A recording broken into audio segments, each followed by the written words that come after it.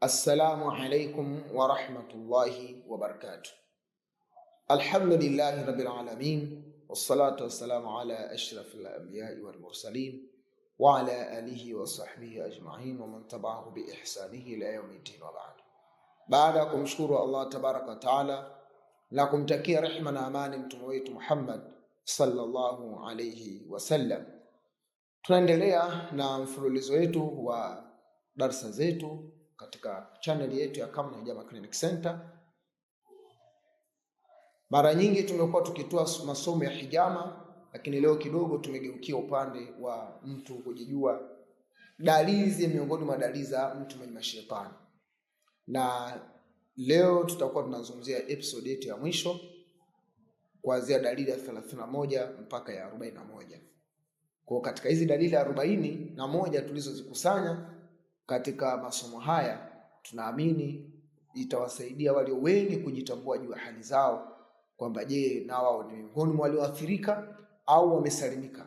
Na inshallah Mwenyezi Mungu atujalie tu tumesalimika kutokana na dalili hizi, na wala watajikuta na dalili hizo, basi karibuni sana kwa ajili ya kupata huduma za matibabu ili kuweza kuondosha hizo athari za mashetani. Dalili ya 31 katika dalili zile tulizozitaja awali 30, na leo tutaanzia 31 mpaka 41, nayo ni kuota ibada zisizo na mwelekeo. Yaani mtu akajikuta anaota ibada zisizo na mwelekeo. Kwa mfano, ukajikuta unaota upo makaburini unafanya tasbih, unafanya adhkari, au ukajikuta uko makaburini unaswali. Sasa hizi zote ni katika ndoto ambazo kuota ibada ambazo hazina mwelekeo wote.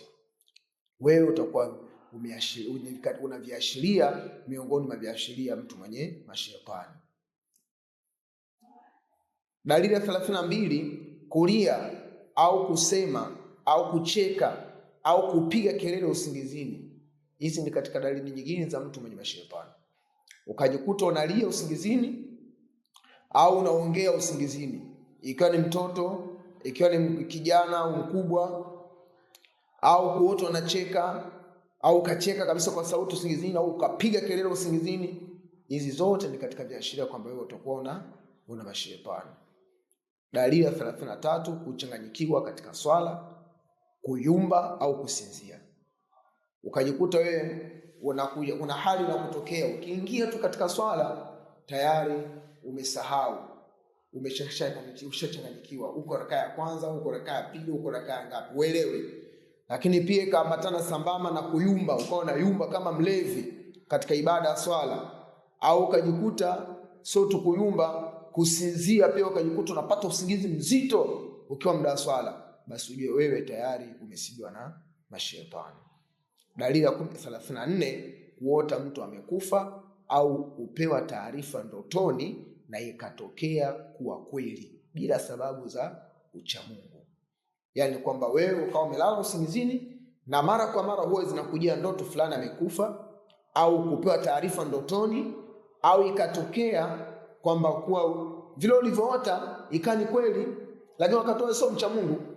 Kuswali wakati mwingine si ajabu kuswali, huna cha kufunga, yaani wewe upo tumaisha hapo. Lakini ukiota ndoto kama fulani kafa na kufa kweli, ukieleza habari ndotoni kweli ile habari inatokea, wewe hiyo ni ishara kwamba una mashetani. Usije kaona wewe ni umwamba kwamba mimi bana nashukuru Mungu bana nikiota kitu basi unajua nimeota kweli, alafu hali ya kuwa sio mcha Mungu wala huna ibada yoyote unayoifanya. Hiyo ni ishara kwamba wewe utakuwa na mashetani. Ni muhimu sana kutafuta ufumbuzi kwa haraka kabla hawajakutawala.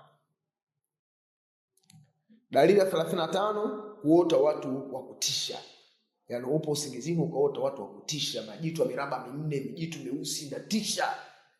Mbona au majitu yamevaa maguo ya ajabu wanatisha, ukaota usingizini. Hiyo ni ishara kwamba wewe utakuwa umesibiwa na mashetani. Dalili ya 36, kuota sana nyumba za ibada huku mtu wenyewe sio mtu wa ibada. Yaani huswali wala nini wala hufungi, una habari ya swala, una habari yoyote, lakini kwa wewe kila ukilala unaota uko msikitini unaswali, au ukaota uko msikitini umekaa. Hiyo usione kwamba ni khairi hiyo. Kama nilivyosema awali, shetani maana hata kama anakuamsha kwenye swala sio mwema kwako, kwa sababu tayari Mwenyezi Mungu kashamtangaza kuwa ni adui yetu. Kwa kitendo cha wewe kuota nyumba za ibada mara kwa mara, hali ya kuwa wewe sio mtu wa ibada, hiyo ni ishara kwamba wewe tayari umesibiwa na shetani. Dalili ya 37, kuota unazungumza na watu waliokufa, mizimu. Uko zako usingizini, umelala, unaota unaongea na watu waliokufa, unapanga mipango na watu waliokufa, mizimu hiyo. Hii ishara kwamba wewe utakuwa na mashetani. Dalili ya 38, kuota matukio ya mazishi au unamzika mtu au wewe unazikwa. Hiyo pia ni katika ishara za mtu mwenye mashetani.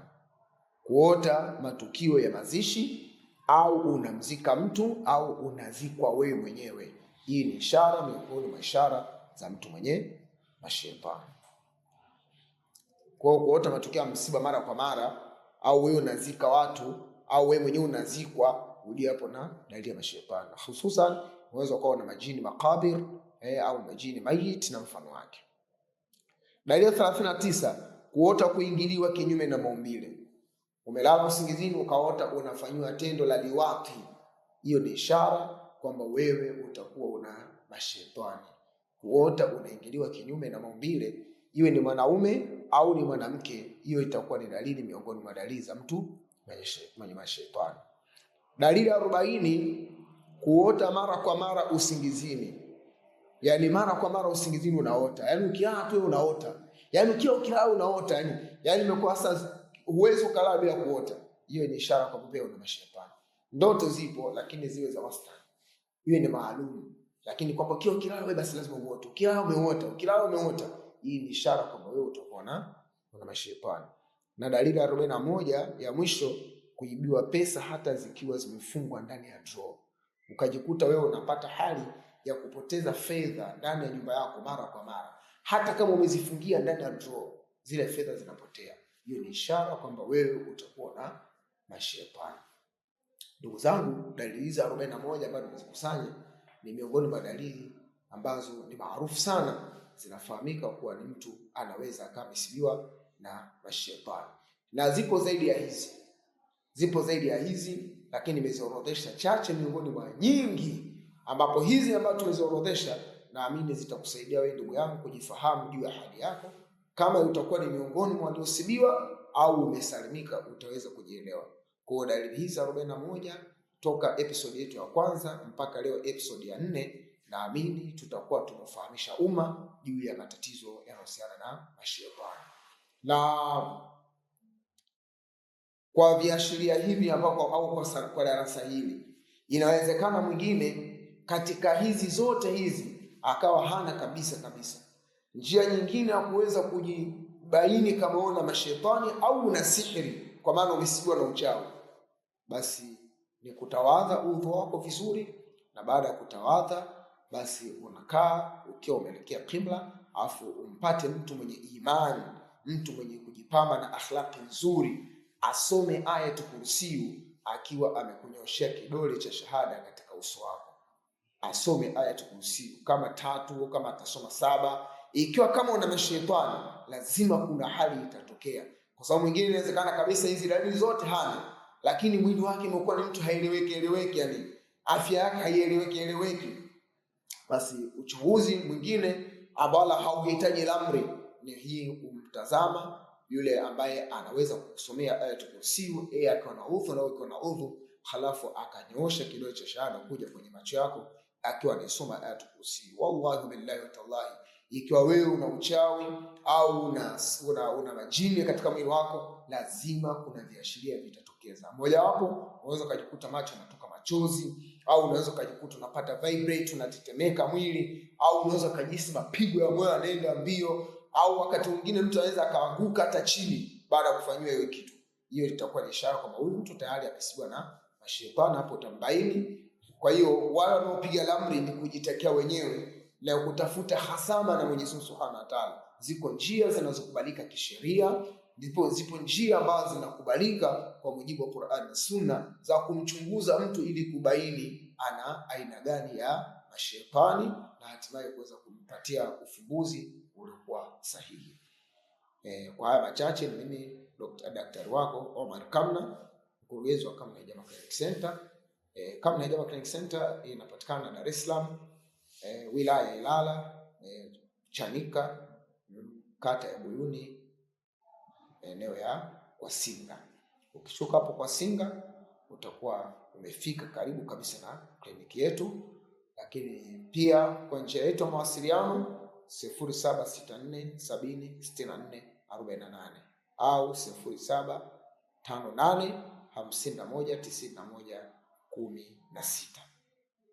Karibuni sana Kamna Hijama Clinic Center kwa huduma za hijama kwa wale wenye magonjwa ya kibiolojia kama pressure, sukari, tezi dume na mfano wake. Lakini pia kupata vipimo na vipimo na madaktari wetu wazoefu wataalamu ambao wanakuchunguza afya yako, na baada hapo uweze kupata ufumbuzi ima kwa njia ya hijama au dawa, au wale ambao wanasibiwa na mashetani, baada ya kufanya nao mazungumzo kwa kina na kuwafanyia uchunguzi, basi wa kitabibu tunawafanyia tiba ya ruqya, lakini pia na kuwafanyia na kuwapatia dawa sambamba na kuwafanyia hijama maalum kwa ajili ya kuwasaidia kuondoka katika utumwa wa mashetani. Mwenyezi Mungu awafanyeni wepesi nyinyi pamoja na mimi na wote ambao mmenitufuatilia katika channel yetu ya Kamna Hijama Clinic Center. Na kwa haya machache sina la ziada, wabillahi tawfiq.